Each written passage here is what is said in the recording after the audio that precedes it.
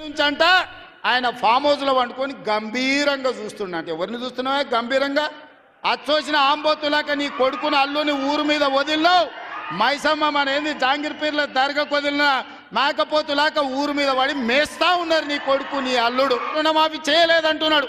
నేను సూటిగా సవాలు విసురుతున్న చంద్రశేఖరరావు గారికి వేదిక మీద నుంచి ఫామ్ హౌస్లో ఉండి వచ్చిన వాళ్ళకి జోలి చెప్పుడు కాదు, అసెంబ్లీకి రా, లెక్కలు చెప్తా. ఏ ఊర్లో ఏ తండాలో ఏ గూడెంలో ఏ రైతుకి ఎంత రుణమాఫీ చేసిందో 25,50,000 మంది రైతుల వివరాలు శాసనసభలో పెడతా. 21,000 కోట్ల రూపాయలు ఎవరి ఖాతాలో వేసినో నేను లెక్క చెప్తా. నీకు చిత్తశుద్ధి నీకు నిజాయితీ ఉంటే రా, వచ్చే అసెంబ్లీలో నువ్వు మాట్లాడు, అడుగు. నేను అంటున్నా రేవంత్ రెడ్డిని, అసెంబ్లీకి రా కేసీఆర్ అంటుండు. అరే నేను రేవంత్ రెడ్డిని అడుగుతున్నా, అసెంబ్లీకి రా కాదు, నీకు దమ్ముంటే రేవంత్ రెడ్డి నువ్వు లగచర్లకు రా, నీ సంగతి ఎందుకు కొడంగల చెప్తారు. నువ్వు దమ్ముంటే నువ్వు రా లగచర్లకు, సెక్యూరిటీ లేకుండా రారాబోయే నేను కూడా చూస్తా.